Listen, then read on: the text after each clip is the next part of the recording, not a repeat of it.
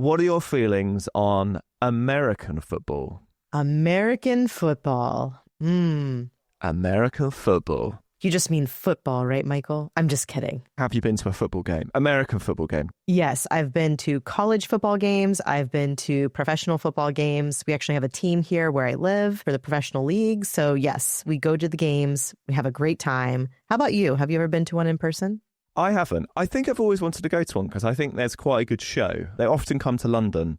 And I have been very tempted on a few occasions to get tickets, but I never have. It definitely is an experience. And I've also been to traditional football games in Europe, and it is a totally different vibe. But what's interesting to me, too, is it's not just about the experience of being there. There's so much work that goes on behind the scenes to make this happen. And it's actually really fascinating. There must be so much technology involved. Oh, definitely. So how do they do it? How does this all come together? Well, I'm glad you asked because today we are talking about the overlap between technology and sport.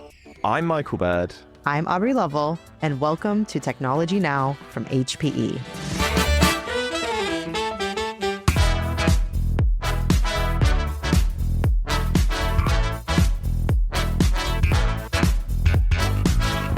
Okay, Aubrey, as you said at the top of the show, putting on a game is more than just getting two teams and setting them off against each other.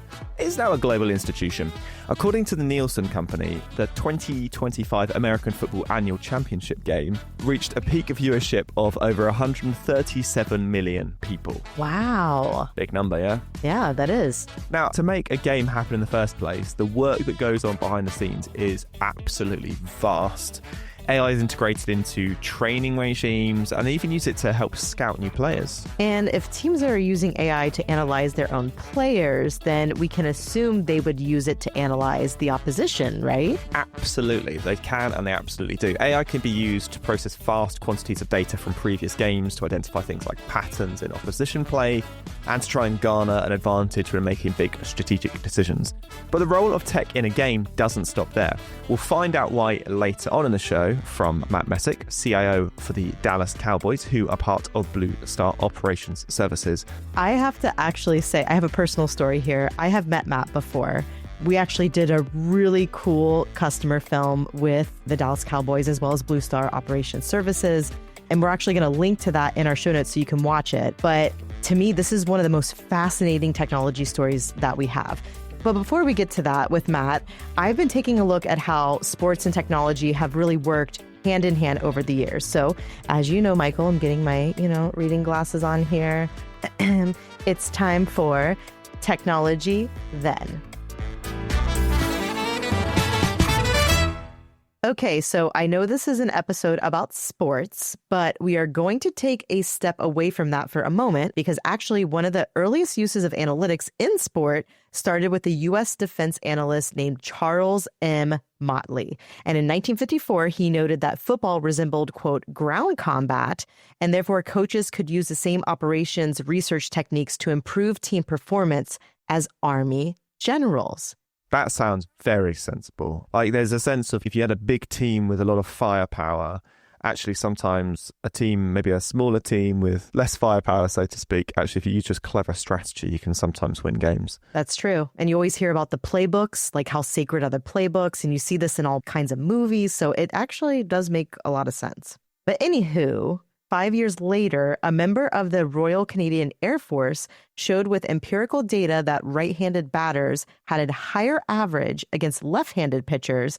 The opposite was also true, and suggested that managers should substitute players based off of the handedness of the opposition pitchers. And this statistical analysis caught on with hobbyists and journalists who would go on to develop new ways to analyze the data coming out of different games. Over the next 2 decades, the idea of using stats to help sports teams caught on, leading historian Bill James to develop new formula to analyze games, something he named sabermetrics in the 80s. While this method wouldn't catch on in baseball circles for another decade, with one manager dismissing James by saying, quote, "This guy has never played baseball. I don't think he knows very much about it," end quote. However, once sabermetrics became widely used in baseball, it didn't take long for it to make the jump into football too, with analytics now being intertwined into every decision made by a team, which makes sense. Which does make sense. And to make sense of that data, you need technology. But Aubrey, technology isn't just to do with the game itself. It's integral to every part of the sport, from the training and game to stadium, merchandise, and even finding future players, which, if you think about it, makes quite a lot of sense. Now, to find out more about this, I spoke to Matt Messick, CIO for the Dallas Cowboys, who are part of Blue Star Operations Services, about the way technology is used outside of games themselves. And we started our discussion talking about the all-important team practice sessions. When they go out to practice, they have wearable sensors all over. I mean, we have some really cool, like 5G, edge technology to where when the coaches walk out on the field, they're carrying a tablet and they're getting instant replays of the practices that are happening right then and there, right? And we're getting all those metrics of the players and all of the details of all of that data. I mean, it goes right back into our analytics team, and they're looking at the physical exertion and all this type of stuff. And so the amount of data that's wrapped up in just the practice data, the game data, or what about all the data from the draft side is like, you hear about, you've got the play that happens on the field and all the practice, but we have several scouts that are scouring the country and the world looking for players and logging all of that video, logging all that data. And then it's rolling into our system. So when it's time to pick, our drafts, or whenever we're looking at trading other players or the pro scouting side. So at the end of the day, it all evolved around data and technology. And are you using video in this? Are you taking video and processing it? Oh, yeah. I mean, we're working on a cool project right now with HPE. And so it is one of the problems that you have. It's like this player participation during practice, and everything has to be logged to what every single player does during practice. And sometimes they're not wearing the right jerseys. Sometimes they are.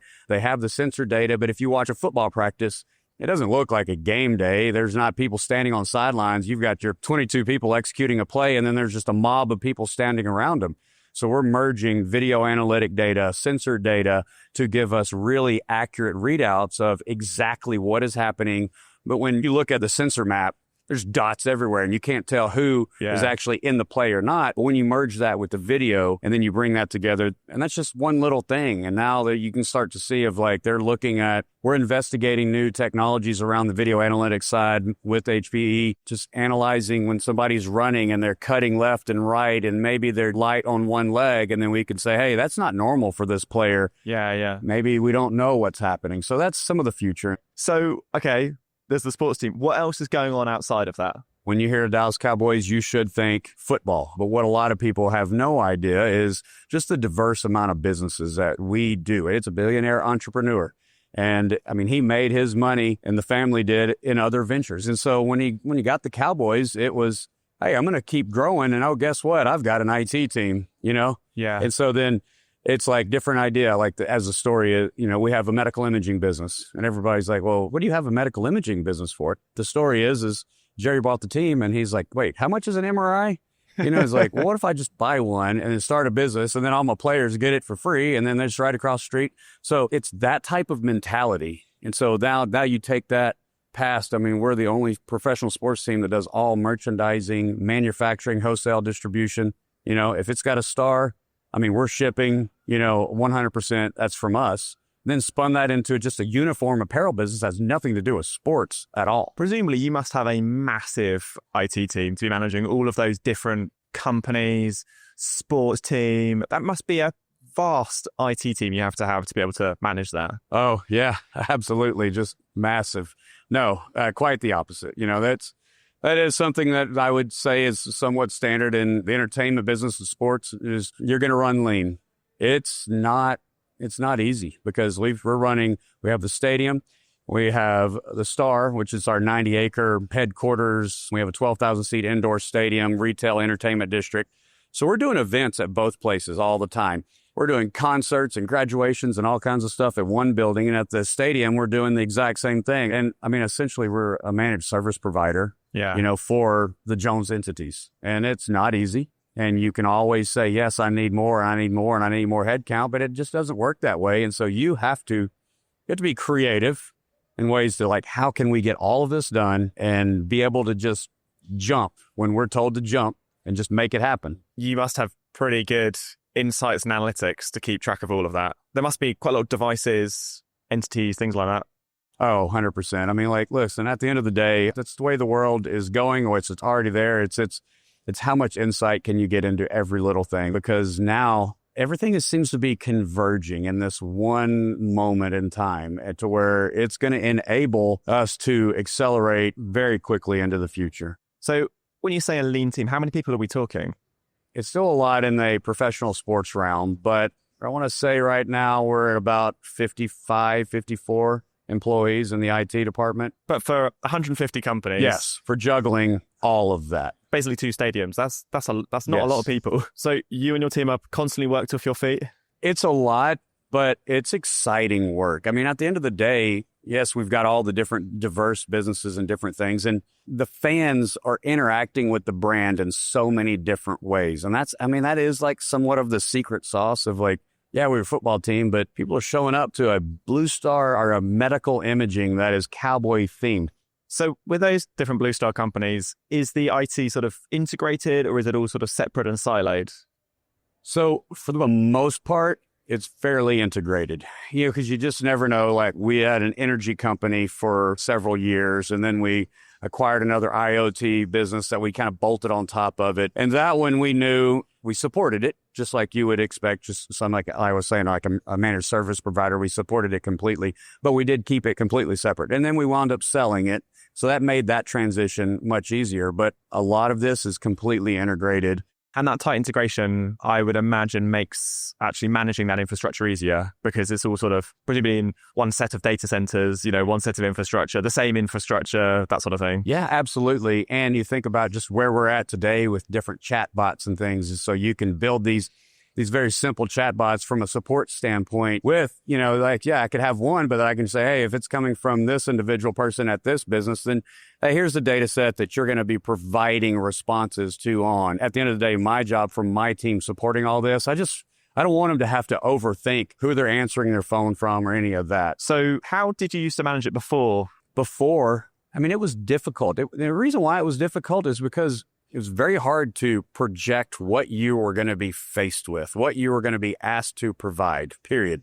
And so we're buying hardware in like 3-year chunks, and then we could be a year in and we've already blown through our storage, or we get a completely new request and we don't have the infrastructure. So then next thing you know, I'm having to call up HPE, and it was like almost a purely transactional. I need hardware. You're going to deliver the hardware when I pay for it.